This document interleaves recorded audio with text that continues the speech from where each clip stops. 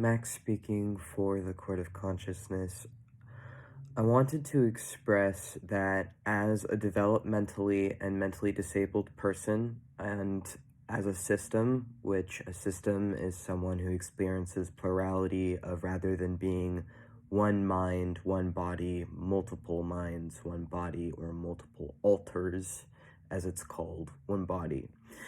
And as a disabled person who has multiple disabilities, I feel like it's really a breath of fresh air when I'm around other disabled people who are similarly disabled.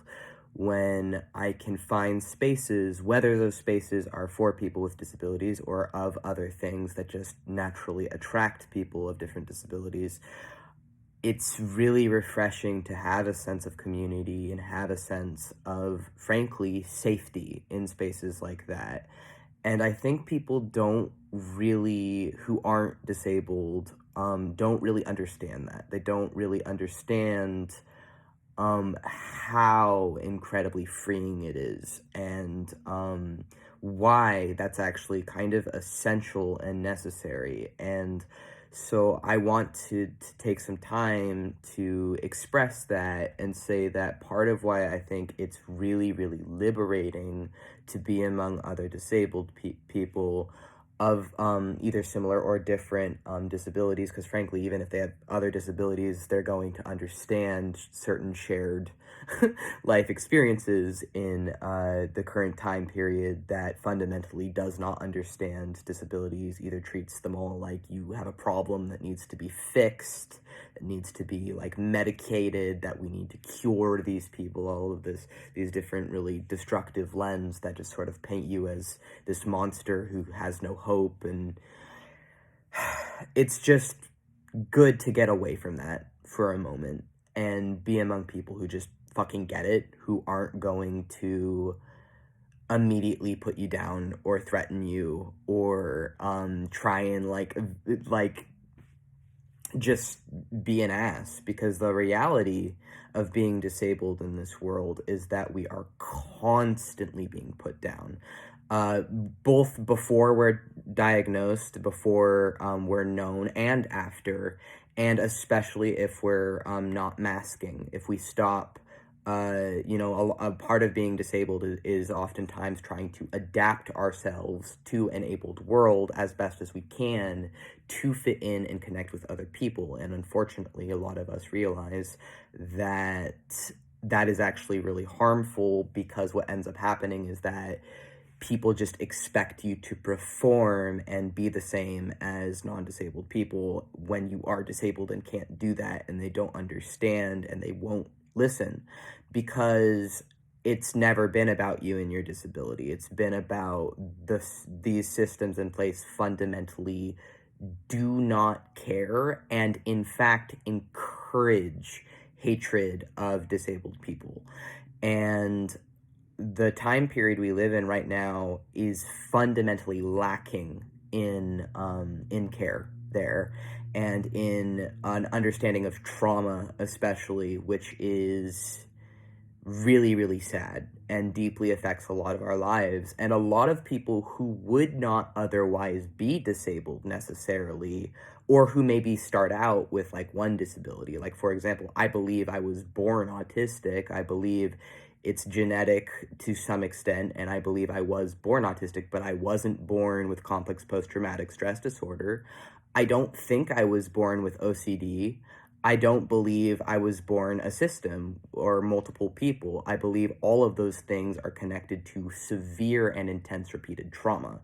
And I don't think it has to be necessarily, but in our case, it absolutely is. And I think that the first step to changing things for the future is having open discussions. And the best thing for, I would say, that I'm finding for myself at least, and my system as a disabled being, is being around other disabled people, is just literally that. Or being around people with shared interests where I'm not immediately on alert or afraid of, am I going to get attacked here? Is someone going to like put me down for existing in a public space today? Is my existence going to threaten someone's ego today?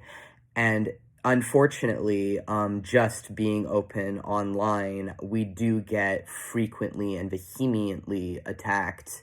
Well, I mean, verbally, like people like just say shit because they can online.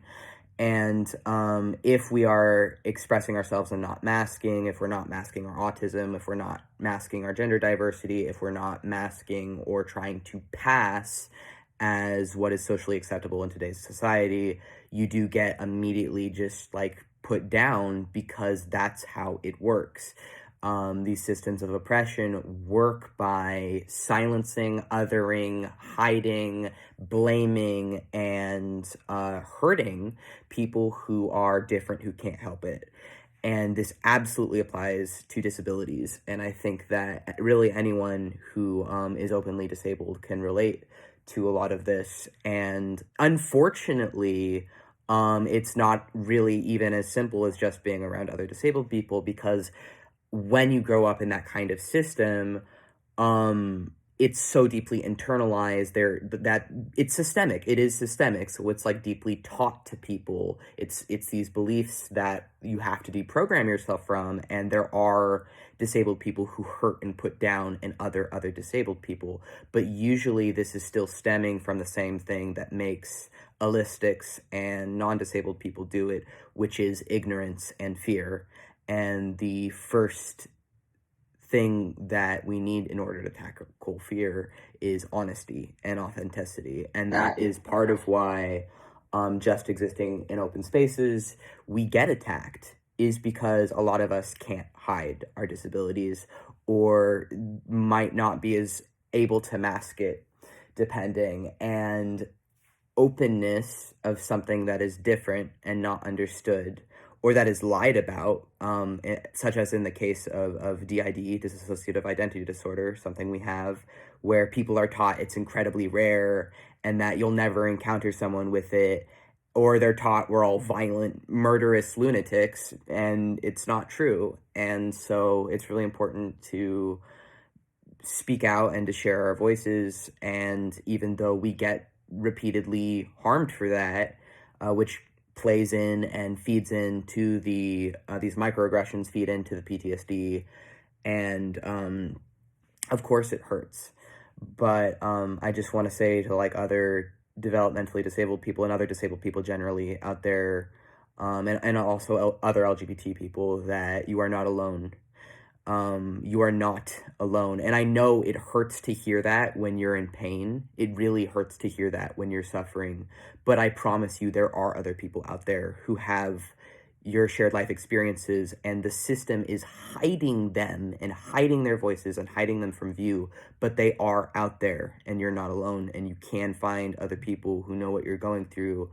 And it's fucking hard. It's really, really hard, especially if you're dealing with like agoraphobia or different things. And we slip back into bad tendencies where we don't want to leave our home. We still struggle with that. But even online, there are spaces for us where we can exist without fear. And that is what a safe place is a place where you can exist without fear of being attacked. That's literally what it is. Because like, I'm not gonna lie, just leaving my fucking apartment, I am genuinely afraid for my life sometimes. And like, just because of my PTSD and my history, and I know I'm not the only disabled LGBT person who feels that way, who is going through that. And we're allowed to exist, and it's good to just find places where we can be ourselves without the threat of people just being vicious wolves.